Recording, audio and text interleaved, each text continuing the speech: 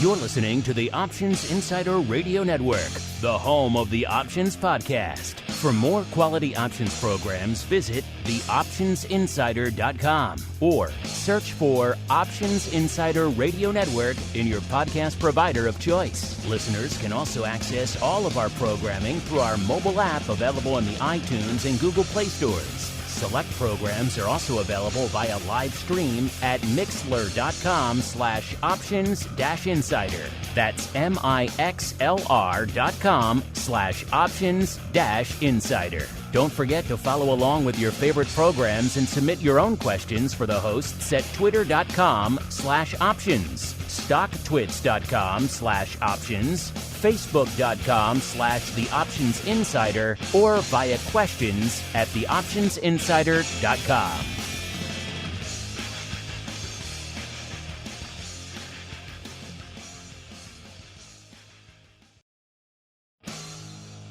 And now, it's time for the show that breaks down the options market from unusual activity alerts to market analysis, strategy overviews, listener questions, and much more. If it involves puts and calls, then our all-star panel will break it down.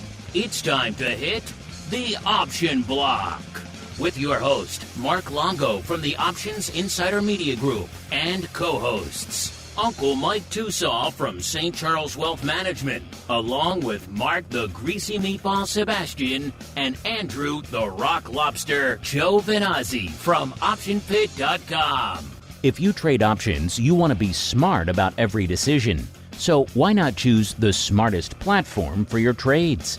At Public.com, you can view upcoming earnings dates directly in the options chain. You can queue and execute multiple orders simultaneously. Easily view contract performance over time. And if you have a question about any stock, you can ask Alpha, their AI for investors. But want to know the smartest part of trading options on Public? Earning rebates on every single contract traded. No other platform provides options trading rebates, and they reduce your trading costs to less than $0 per trade. So, make the smart move and switch. The only options trading platform where you can earn rebates on every single contract traded. To learn more, please visit public.com/optionblock. Paid for by Public Investing. Options not suitable for all investors and carry significant risk. Full disclosures in podcast description. U.S. members only. And now, get ready to hit the Option Block. All right, everybody. That music means we are back. It is time to rock out once again with yet another broadcast week here on the Options Insider Radio Network. Growing strong. Adding a new show last week, so hopefully you had a chance to check it out. It still amazes me, even to this day. There are people who write in, just saw it again this morning. Good friends of the network out there who only are subscribed to one show on the network. And there's like, where's all this other stuff? And it's like, how do people, 17 and a half years in, you think people would know. But you know what? There is a full network out there, listeners. So we love all of you. Maybe you're subscribed to one show. Maybe you're hardcore crypto. We know there's a hardcore vol views contingent out there. We know a lot of you like options boot camp. You know, some of you are futures options. You go straight for TWIFO. I get it. There's a whole bunch of shows out there. We have a new one last week, the Futures Rundown, added to the mix. But it's only one place to get them all. That is the full network. So wherever you're listening to this, Apple Podcast, Spotify, used to be Google Podcast. Now it's over there on the old YouTubes. Growing number of you like it on the old tubes. Podbean, Pocket Cast, wherever the heck you get your stuff. Audible. It's available everywhere. So make sure wherever you're listening to this, if you click on our name or just type Options Insider or Options Insider Radio Network, it should get you all of our shows, including one of them says network in it. Select that and you'll get everything. So just a good little reminder, a public service announcement here at the start of the show. 17 and a half years in, there's still people out there. And again, if you want to listen to one show, that's fine. That we love you all out there. But just remember, there's a full network out there. You hit that button and bam, you're off to the races with everything, including the new show, the Futures Rundown, that dropped last week. All right. Let's get into the fun. By the way, if you want to join us on the Pro later this week, Pro Q&As, Options Oddities, man, those have been bangers of late. A lot of fun trades, looking pretty good again today. Only one place to go, theoptionsinsider.com/pro. The place to go to learn more. As we learn who's joining us on the program today, it's the Monday episode, so I'm joined by the uncleest of Mikes, Mr. Uncle Mike Tosaw from St. Charles Wealth Management, as well as by the rockingest of lobsters, Mr. Andrew Giovinazzi from OptionPit.com, who I heard a little birdie telling me, even his biggest fan, Mama Lobster, telling him he's got to get faster on the trigger finger on the buzzer here for our 80s Trivia Challenge, because that's what's coming up next. Here we go. Well, I'm not the kind to kiss and tell. All right, a little bit different music today, because I was mulling over what would be a fun trivia question out here today. And not that long ago, I saw an interesting movie that was adapted from a deep-cut 80s TV show. And, you know, I love the 80s TV show because everyone, I don't care what you did, doctor, lawyer, whatever, everyone always moonlighted in some sort of law enforcement capacity. So you were a doctor by day, a bounty hunter by night in the 80s. And you always had a cool car and a cool theme song on your show. And one of those said shows, a deeper cut, where the person was a stuntman and then moonlighted by night as a bounty hunter, was recently adapted into a major motion picture that people liked.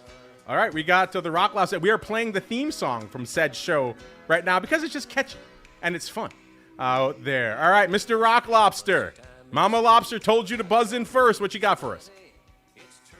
Well, I know it was with Lee Majors. And all right, I was going to ask who the star was. Remember the name of the TV show. I was going to ask who the star was. That was going to be the half point. All right, so you got the half point. Half point. The Fall Guy. There you go. Yes. All right. Finally, Rock Lobster. Starting to get the handle on this trivia thing. How many years in now? You got to buzz in early and often. All right. 1 point for the Fall Guy, and then half point. Point for Lee Majors. So Tusa, I did that okay though, right? I didn't cheat. No, you did. You did fine. And by the way, whenever I buzz in before the question, I have to answer it before the question, though.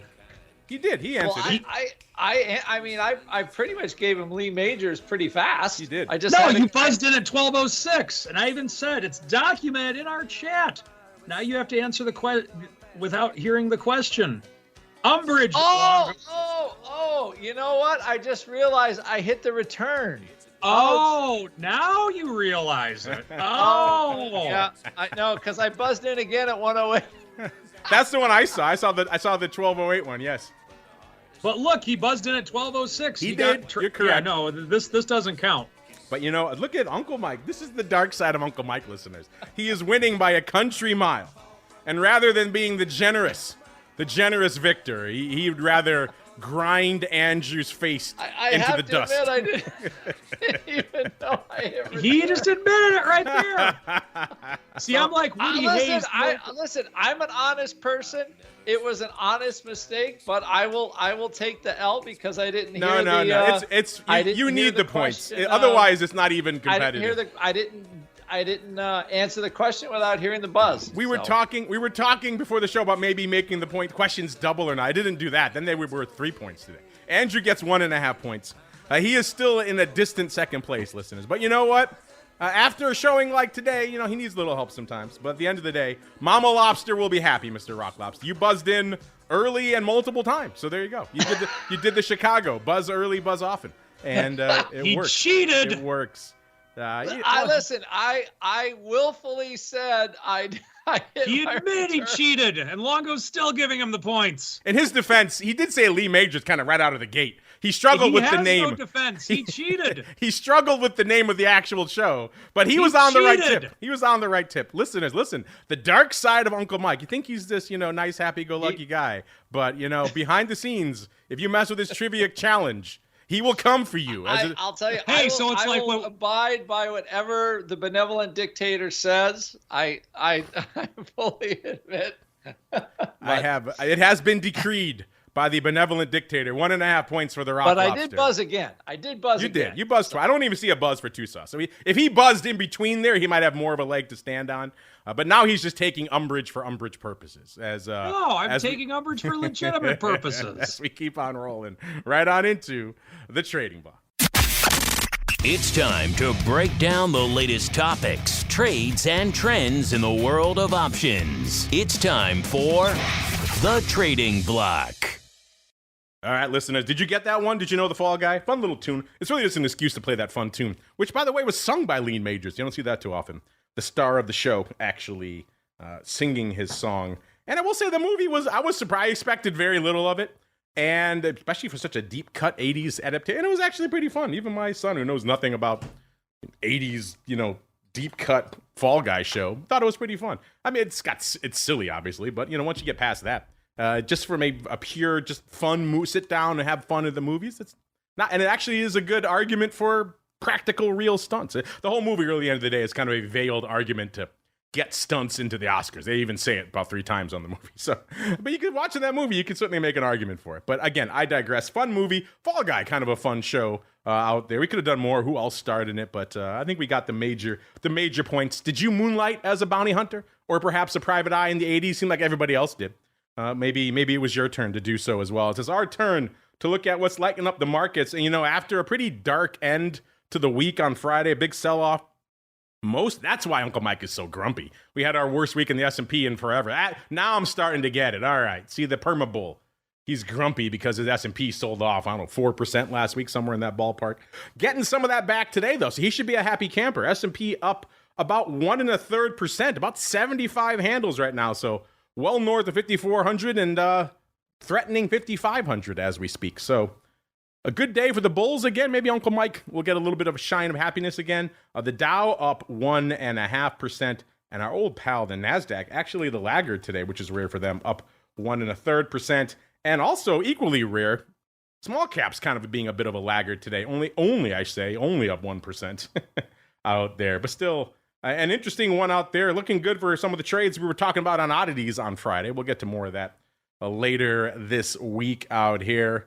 As we kicked off the show, VIX was at about a 20 handle right before the show. It's dropped down about a 19.5 right as we started talking about the Fall Guy. That's down about 1.25 points from last show. I'm sure if I re-racked it right now, it'd be even lower. Yeah, it's about 19.1 right now. So vol coming off aggressively, which as the proud owner of some VIX puts and some SVIX calls, I can't be too angry at that. VVIX at a 113, down a whopping 10 points. It was looking pretty frothy. Remember we said just last week, once it gets around 125, at least in the before times, in the pre-pandemic era, that used to be considered roughly around the upside ceiling. It could obviously blow through it, but most of the time it didn't. It would start settling back once it got around that range. And at least for right now, that's what it's doing. So intriguing stuff, down about 10 points from where we were this time on the Thursday show. All right, let's go out now to our triumphant, undisputed, no questions asked winner of today's 80s disputes tribute. And questions. No, undisputed. There will be no interim title here today. The undisputed today's champion, Mr. Rock Lobster. First off, if you have any, obviously you remember the Fall Guy. That one somehow resonated with you. So if you have any enduring memories of that Lee Majors magnum opus, have at it. And then B, what else is catching your eye out there today, sir? Well, I can't remember his sidekick dude, but it's hard to forget Heather Thomas. Yeah. the one of the Heathers. I always forget which Heather was in it because they went back and forth, and every show in the 80s had either Heather Thomas or Heather Locklear. But yeah, Heather Thomas was in that one. And it was a wealth of Heathers in the 80s. An abundance of Heathers. We should have a trivia question about that someday. I had to say, if you're a dude, Lee Majors rolling with the Big Valley in the 60s, the $6 Million Man in the 70s, and the Fall Guy in the 80s. He had a good run. I mean, who could forget Lee Majors fighting? If he's still alive, yeah. He's got to be a happy dude. He is still alive. Spoiler alert, there is a little cameo for Lee. I was wondering about that myself, and there is a little cameo for him in the movie. So he is still alive. Looks pretty good. Who can forget Lee Majors fighting Bigfoot? One of the greatest episodes of television ever, a $6 Million Man. So yeah, that guy had quite the run. Married Farrah Fawcett, did pretty well for himself. Yeah. Like, a very, very good run. Anyway, so as far as the markets today go, we're having, it's a healthy bounce. It looked like it was going to give it all back about the first around 11 o'clock today, maybe 11:30. We were only up about 0.5%. And now it's getting a second wind. So again, we have a 20 vol market. So it's kind of like the weather right now, I think. If you don't like what the market's doing right now, come back tomorrow and it could be doing something different. But VIX is below 20. I think it got as high as 21 today. And for the most part, I would say that, again, like there is like a little back and forth with tech. We were just talking about it that Google is trading below 150, kind of having the antitrust blues, stuff like that. Tough talk about policing platforms by the Kamala Harris this weekend. So, you know, and I guess use on Chat GPT is lower, so maybe that's somehow bad for Google. But Google is down, Apple is just green, and I think right now there's a little bit of a dead cat bounce in the oil stocks, which I feel like it's helping the market. I mean, obviously the queue is like running now. Nvidia was almost down on the day or close to down on the day. So like stocks wanted to go down or start to give it up. And now they have a little breath, but we'll see, you know, we'll see how long that lasts. I think I feel like there is a little bit, I guess we had the salve of interest rates going lower because everybody's like, wow, interest rates have to go lower. They're too high. And now maybe they have to go lower because economic growth is slowing and people are spending less money because of inflation. So while the rate of inflation is lower, prices really hadn't, I mean, no prices are down that I can see. The only thing that didn't cost me very much money was my iPhone, which was $6 a month for 2 years. I figured at that rate, I could be a sport. And well, plus my phone didn't work. But I upgraded that at a deal with Comcast of all places. So, okay, so iPhones are cheaper, but I can't see anything else. Oil, gas prices are definitely a little lower than they were a few months ago. Oil's kind of getting down there a bit. But other than that, so again, economic slowdown is not good for stocks. And at this point, you know, even when they lower rates, you know, it can only do so much. And then, of course, I don't know, you know, how much room does the government have to spend more money than it's doing currently and try to lower rates? So I feel like the narrative has somewhat shifted. And the last thing I will say is, you know, AVGO earnings were very, very good. They made a lot of money. In any other market cycle, it would have been taken as great, but they needed perfect earnings to justify the multiples that they have. So pretty much every stock, maybe save Apple this cycle, has not done well after earnings, Nvidia among them. So now Nvidia has taken a haircut of about $30-something from the top in the spring. So some of the top has come off of this AI stuff, but it's also driven the market quite a bit. And AI was the thing growing the market, and it feels a little bit at this point that it's slowing down somewhat. Some of the hype is slowing down. You know, a lot of the stocks aren't getting close to their highs or anywhere near it, and that parabolic upside seems to be slowing down. Generally, usually when that happens, you have less volatility because we're not ripping up 3%, but again, we're up 1.3 today. Totally normal with VIX at 20. This is what I would say a normal move. So, but we didn't get the continuation of the sell-off from Friday. So I guess we got to wait for some CPI data, maybe some employment data. But all of a sudden, the employment numbers have gotten much more important than the inflation numbers because I think we've moved past the inflation part. If we're going to start lowering rates and demand is coming way down, the inflation part should take care of itself. And now everybody's worried, okay, well, let's just say it this way. We've now moved into soft landing mode. How soft is the soft landing? Is it going to be just one of those gentle gliders where we, you know, just touch the runway, or are we going to drop from 1,000 feet and bounce off the runway? And I think that's kind of where we are right now. So and we have most of the earnings are done. So it is an interesting area that we have in the market. Interesting indeed. As interesting as $6 Million Man versus Bigfoot. I don't know. I'll put it up to you there, listeners.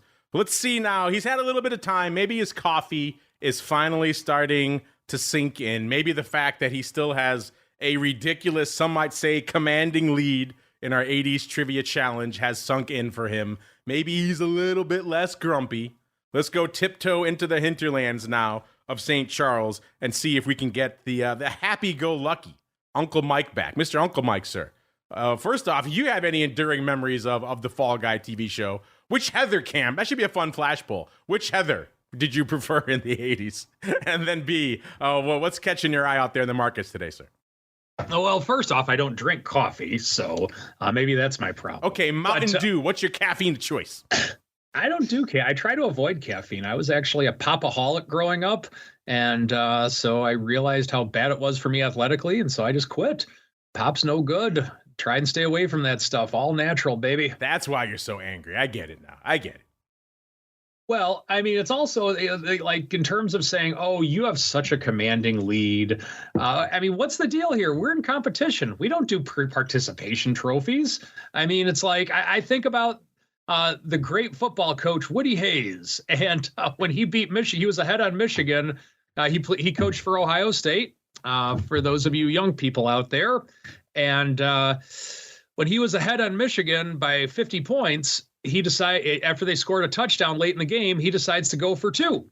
And so when the reporters asked him, Woody, don't you think that was a little bit excessive and running up the score? I mean, why did you go for 2 when you were ahead by so much against Michigan? And you know what Woody Hayes' response was?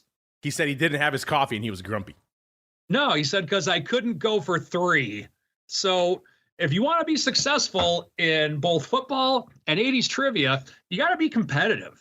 And I love Andrew. Andrew's a wonderful, awesome person. I have nothing but the utmost respect for Andrew. However, when it's 80s trivia time, it's game on.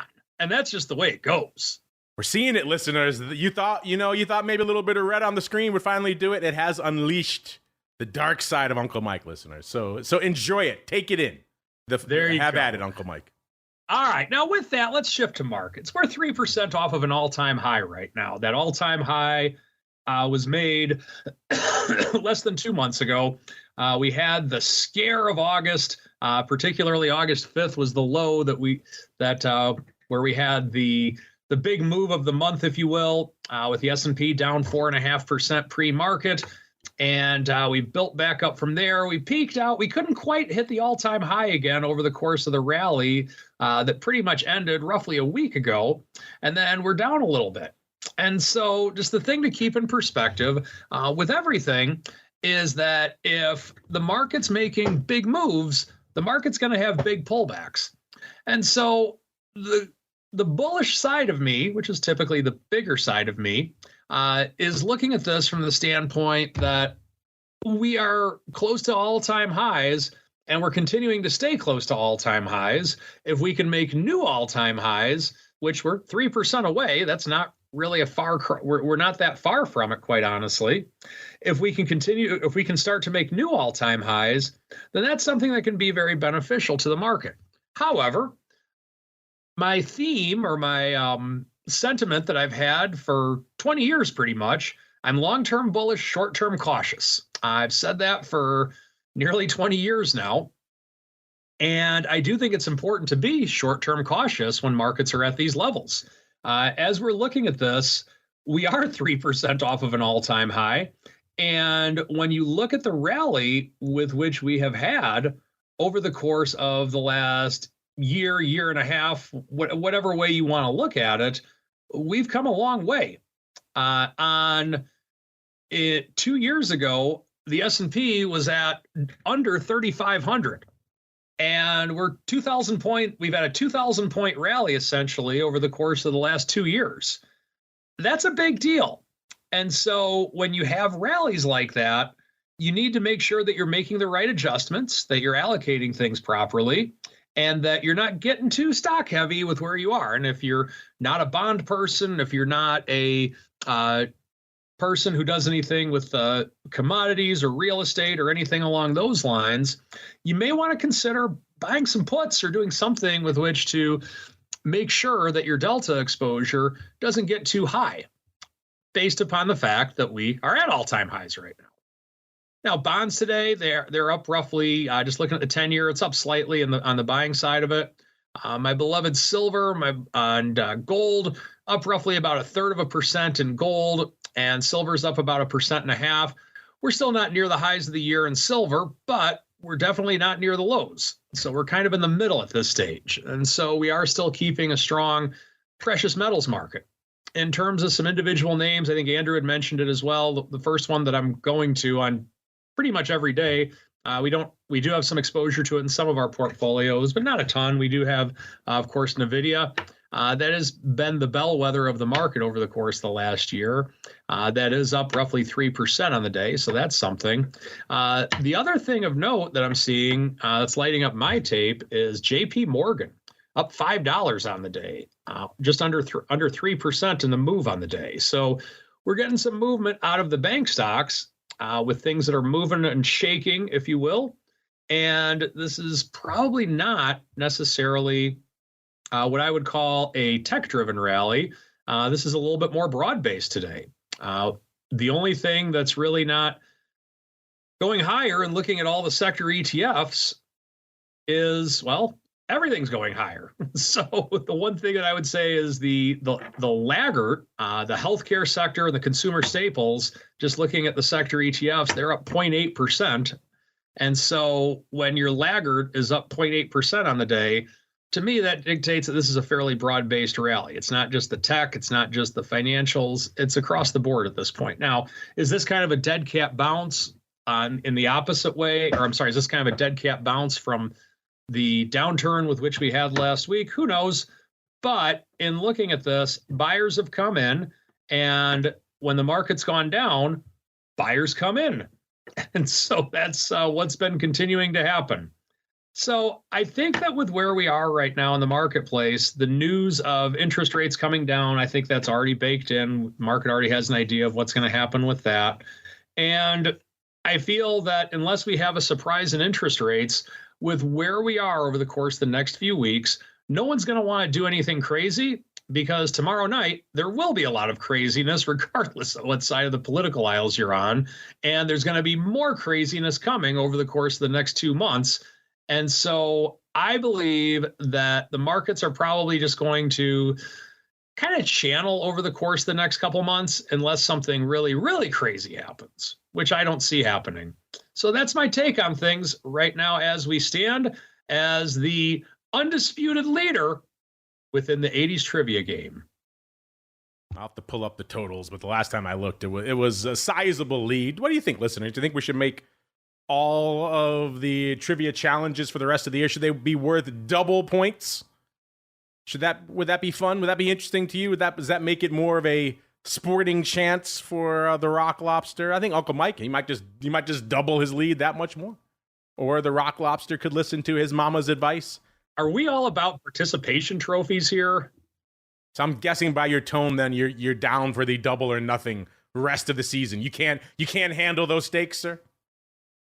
No, I'm not down with it at all. I'm against it. This is everything against what I stand for as a coach, an athlete, a parent. Participation trophies are evil. They're ruining our society. Mark, don't go down that path. Don't be a part of the participation trophy generation. Uncle Mike, the higher stakes. He's not comfortable with them, listeners. Okay, it's okay. We'll keep the same stakes out there. It is content at the end of the day. We do want people to be intrigued. If it's just a butt whooping on the trivia challenge for the rest of the year, we don't want people tuning out. I think the only way we do something like that is we have to somehow increase the leverage to make it interesting.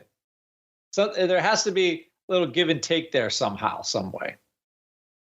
No, there's no give, there's no take. You don't change the rules in the middle of the game. The winners are winners, losers are losers. Well, I get that part. But if the stakes are double from here, if we press, usually when you press, you have to. There's no press. You press the bet. Don't you press when you play golf?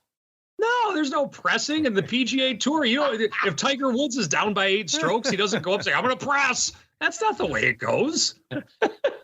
Now he's the Tiger Woods of the 80s Trivia Challenge. Interesting. Did you catch that comparison as well? Next will be the Michael Jordan of the 80s. No, I was about to say, if I'm going to compare myself to any athlete in the 80s Trivia Challenge, it's going to be Michael Jordan. What do you think, listeners? Should we up the stakes, make things even spicier? I'm curious. Hit us up. Let us know. Uncle Mike has weighed in. Mama Lobster, by the way, in the chat, they're liking. They say, Mommy Lobster will be proud of you, Mr. Rock Lobster. So you did her proud today. So well done. I did give Tosaw credit, but I think we'll stick 1-1 is good. I think when the comeback happens, it will be the greatest comeback of all time. Ooh, subtle smack talk. I like it. It will not be a comeback because number one, it won't happen, and in order for something to come back, it needed to have been there before. So it would technically be a start. Oh, look at this! Look at Uncle Mike. You threaten his belt, and he gets spicy. I like this. I mean, are you guys Notre Dame fans? I mean, what's the deal here? I mean, go Huskies, by the way. We're making our home state proud, the NIU Huskies. Yeah, that was awesome. We're not going. You guys are probably both Notre Dame fans, I bet. A little bit of an upset. I don't really watch college football, but that one I happen to hear about. Quite the drubbing there, and they paid him about $1.5 million to show up just to beat him. So no doubt. Another way that the college football scene is just so bankrupt. We're just paying teams to show up. It's the whole thing is ridiculous. Don't get me started, listen. Instead, let's go on to the world of VIX options, because nothing to question, nothing to doubt out there, listeners. Everything hunky-dory.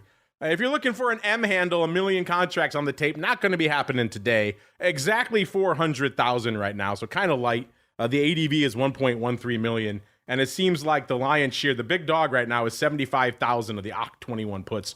Those are opening. Looks like they're going up against another. It could be almost one of these. There's the OC20. Could be a straddle. About 39,000 of those. And it looks like also we had some puts. They might have done more of the puts on another leg. So, yeah, it was all 21 puts and then 20 calls and 20 puts. So all kinds of funk going on out there again today. But again, not much. Total 400,000. So we were well past this at this point last week. So kind of again, it's this time of year. This is the kind of volume we should be expecting. The last week, and again, probably next week with the Fed, probably going to be aberrations.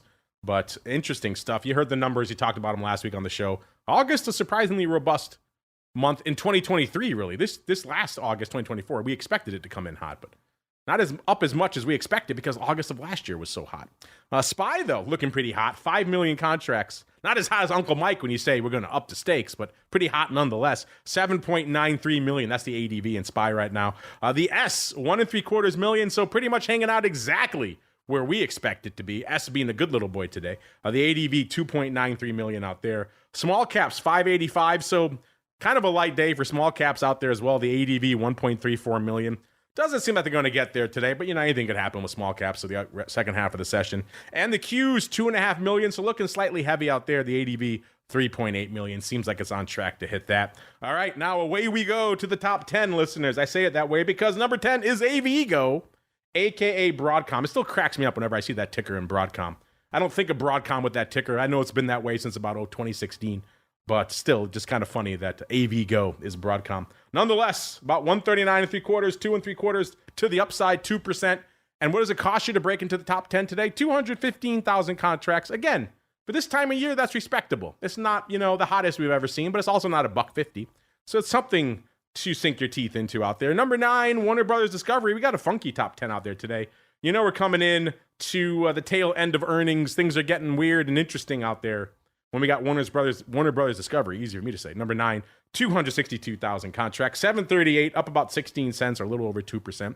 We've talked about some funky paper out there in WBD of late, mostly on options oddities, tight collars in the past, as I recall. I think some crazy upside of late. So WBD has had an interesting year so far, off about a little over a third on the year. So it's been a rough year. But hitting it today, number 9, 262,000 contracts on the tape for good old WBD. Let's just look really, really quickly. Listen, let's see what's hot out there today. It's 124,000 of these. This is what I was just talking about. Tight collars and risk reversals. Those are the things out here in one. It looks like one going up again today. 7.5 calls in September, 124,000 against 124,000 of the 6.5 puts. Looks like they did it. The call was over, obviously, because it's much closer.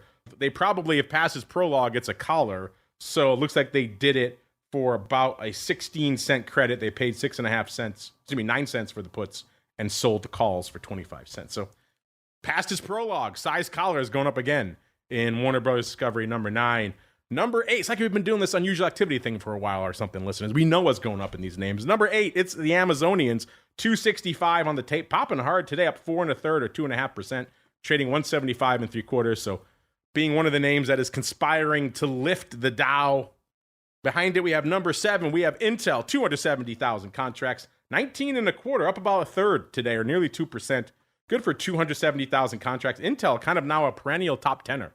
Again, kind of the worm turning out there. Is Intel a hot name again? Seems like it is of late.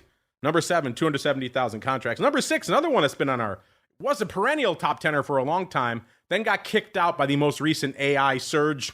Seems like it's clawing his way back up there again. This is NEO, number 6, 280,000 contracts, trading about $5.55, up 55 cents or nearly 11%. So hot time. Oh, JP Morgan says it's time to get in, time to dive in. Well, how could I resist if JP Morgan says so? Number 6, 280,000. I'm going to guess it's a boatload of 5.5 and 6 calls. What do you think? Listen, let's go find out. 6 calls. 3,000 of those was the big dog today. 43 cents. 3,000 more for 41 cents. So yeah. Oh, someone liked the 10 calls for nearly $1 in Jan of 2026. There you go. The stock's $5.50. Why wouldn't you spend $1 for the 10 calls expiring in 2026? I love some of these trades. Number 6, 280,000 contracts. Number 5, it's the artist formerly known as Google. Now it's Alphabet Class A, 149.5, off $1.25. Rock Lobster was just talking about this. All the regulatory heat coming on them. That's nothing new for these names. Apple's still lingering antitrust with them, and they've done naught but rally pretty much since that was announced. So it weighs differently on these different names. Google today off about $1.33, or not even 1%, trading 303,000 contracts. Good for number 5. Speaking of Apple, they're coming in at number 4, 687 on the tape for them. Up $4.50, a little over 2%, trading 220 3/4. So this name post stock buyback has been just a weird one. Of course, they have their big Apple announcement today, iPhone announcement, I believe. Even though these days most of that stuff seems like it's out. Used to be super secret, best kept secret in Silicon Valley. These days, not so much. They know everything before it's announced. Number 4 today, 687,000 contracts. Number 3, this one climbing the ranks pretty impressively. It's Palantir, $34.50. This thing was just threatening the 10 handle not too long ago, it seems like, out here. It was started a year ago exactly, was $15. $34.50 right now. My goodness. Up 118% over the last calendar year. So, my goodness. Good run for them. Getting included in the S&P 500, it seems like. So that's why they're popping over $4 or 13.5% today. So good little run for them. 886,000 contracts and the number 3 spot. Number 2, it's Tesla, 217.78, up $7 or 3.33%. Because why not? More buyers than sellers.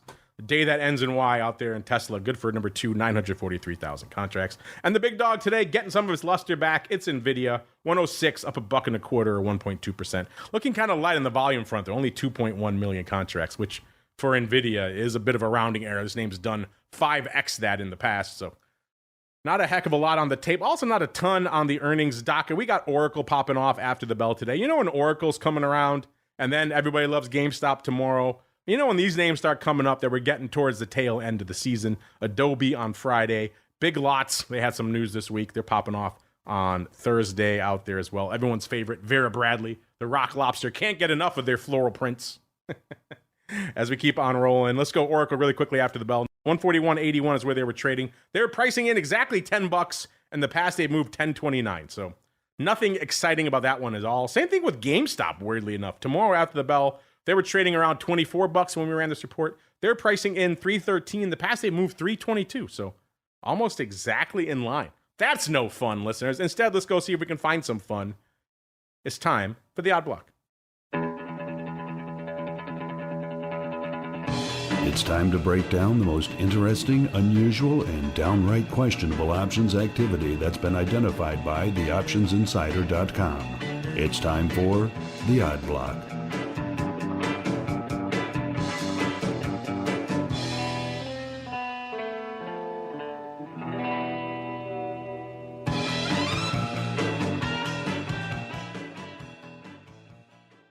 All right, let's just get right into the fun, listeners. We've been having a lot of fun on the show already. Let's go back to a name we just talked about. It's Palantir for number 1 here in the odd block.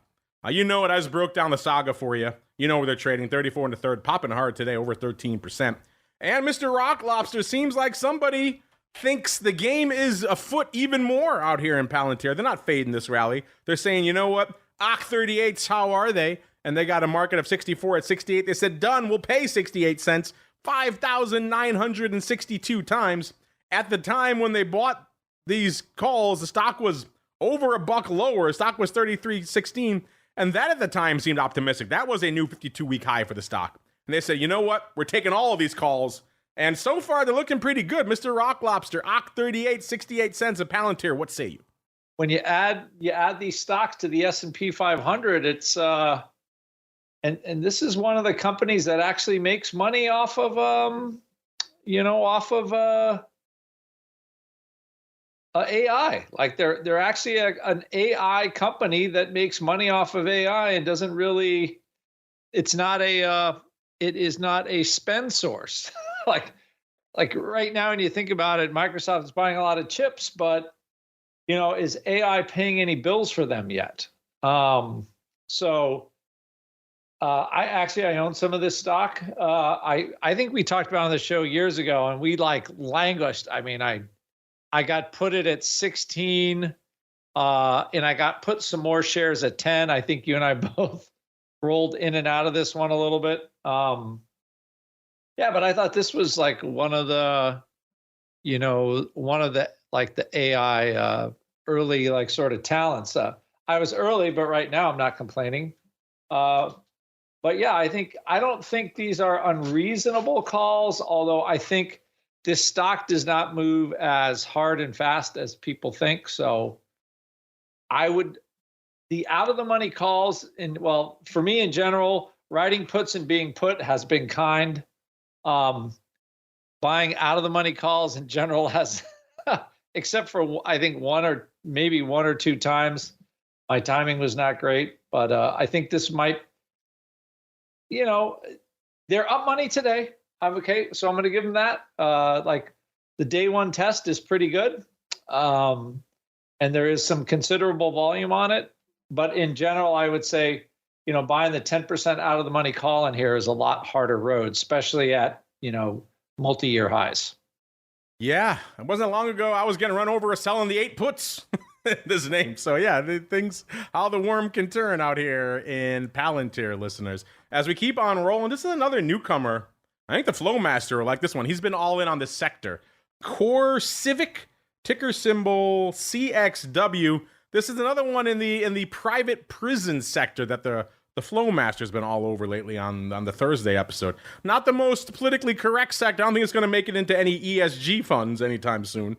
But we were joking out here. This up 2% today, trading 13 and a third. On the year, up 31%, over $3. So we've been joking. Everyone's all obsessed with AI, but it seems like there was a decent run in Core Civic. It got up to $16.50 in June before falling back to earth a little bit. Right now, like we said, this morning when it was trading $13 exactly, somebody came in and scooped 4,200 of the SEP 14 calls. They lifted the offer for 20 cents. It's a 58 vol. So Mr. Rock Lobster, by the way, no earnings. The earnings are on November 11th. Same deal with the Palantir. The earnings are on Halloween, so they're not going to make it within the cycle of those October options.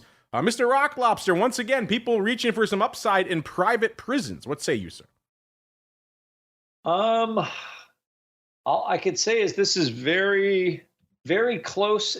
It's close enough to the money, I think, that it makes it interesting. The only problem with it is the they just don't have a lot of time. So are we going to get something in the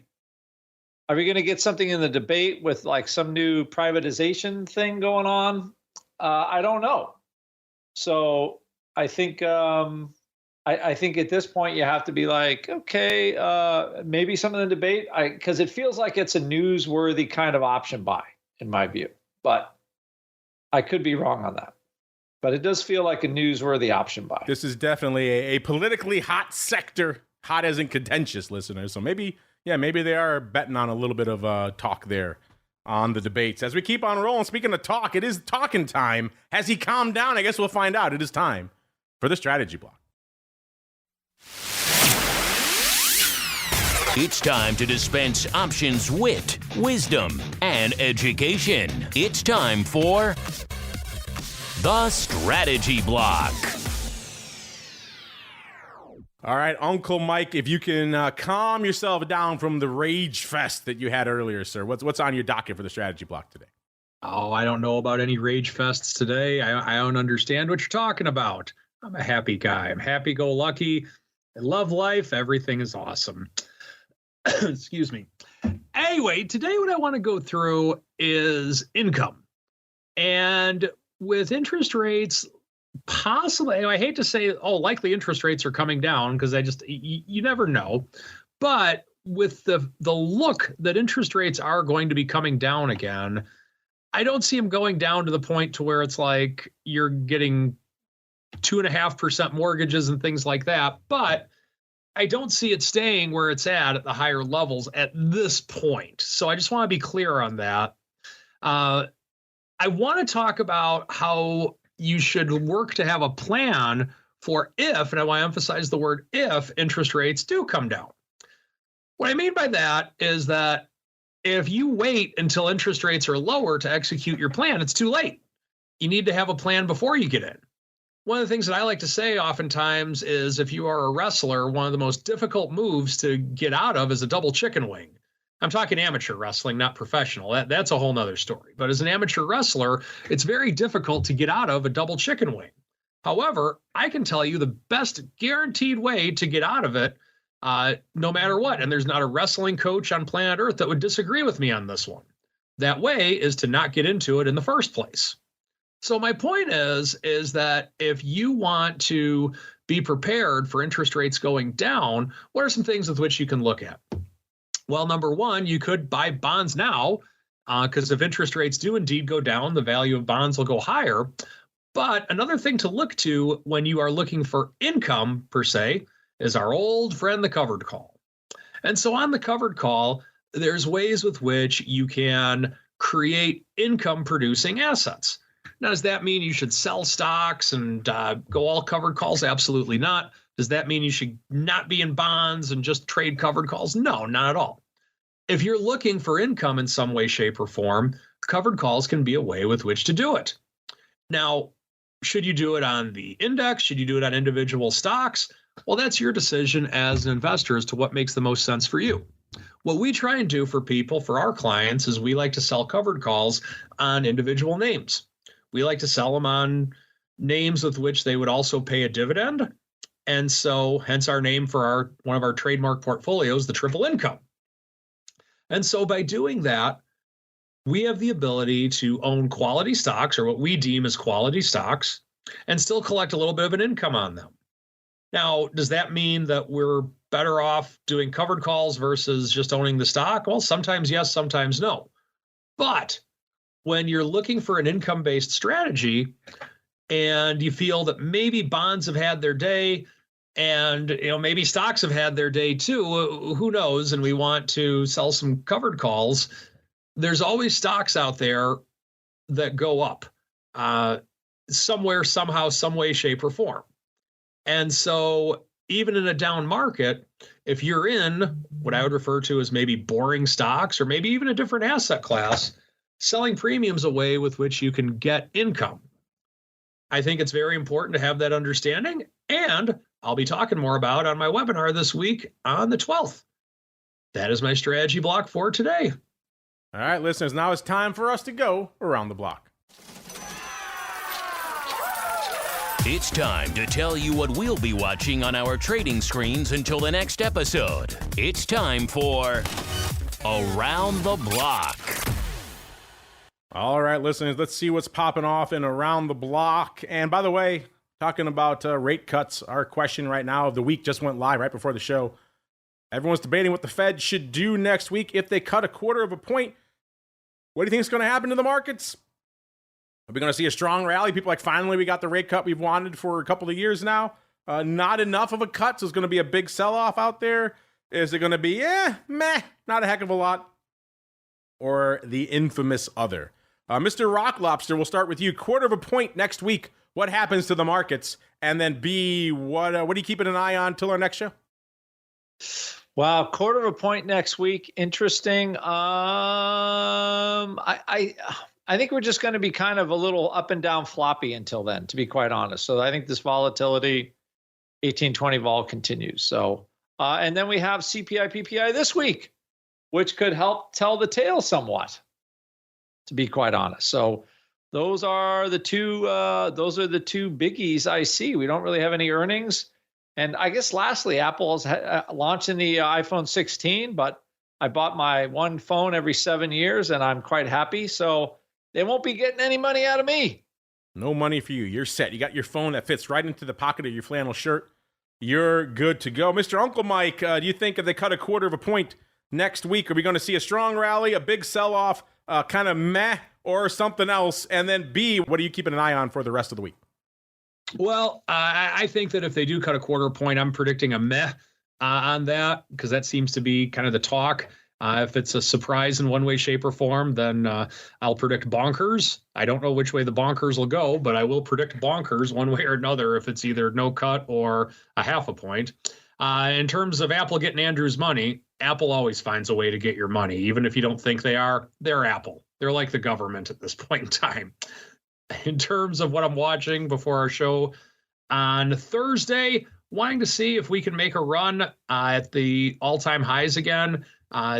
We're at a stage to where we are a little over 3% off the all-time high, and there's a chance I could be saying my trademark statement on Thursday, although I don't think I will be. Continuing to watch that, as well as the reaction of bonds going into the Fed announcement. All right, listeners, that music means we're done for this show, but you know what?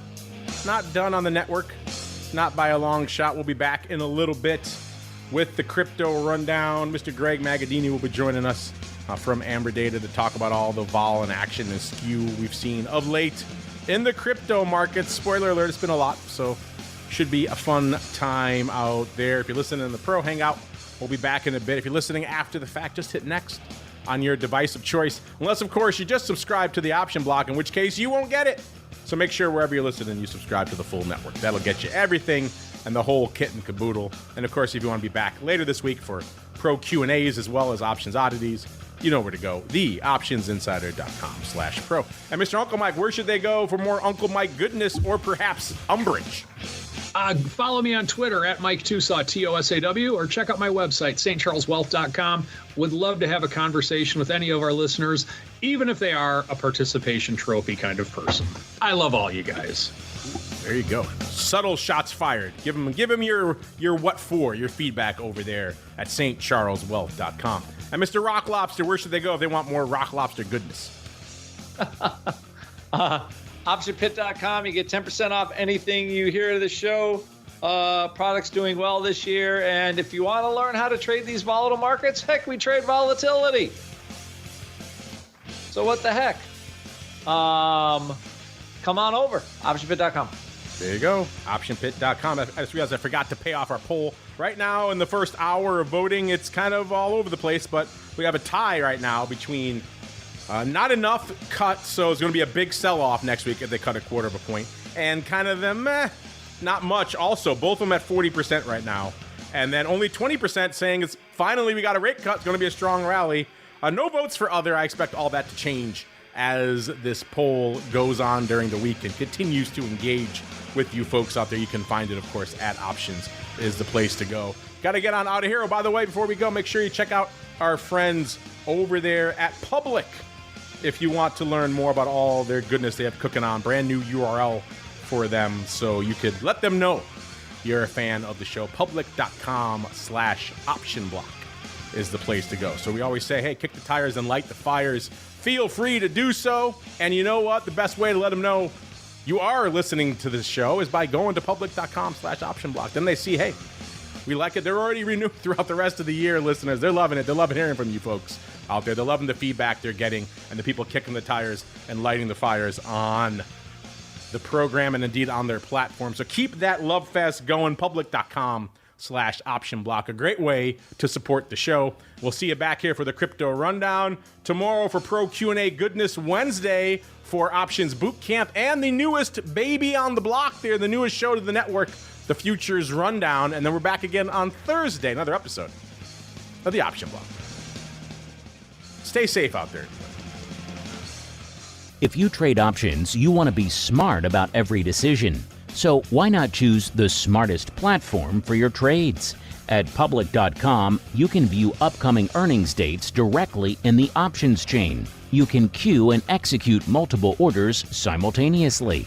Easily view contract performance over time. And if you have a question about any stock, you can ask Alpha, their AI for investors. But want to know the smartest part of trading options on Public? Earning rebates on every single contract traded. No other platform provides options trading rebates, and they reduce your trading costs to less than $0 per trade. So, make the smart move and switch. The only options trading platform where you can earn rebates on every single contract traded. To learn more, please visit public.com/optionblock. Paid for by Public Investing. Options not suitable for all investors and carry significant risk. Full disclosures in podcast description. U.S. members only.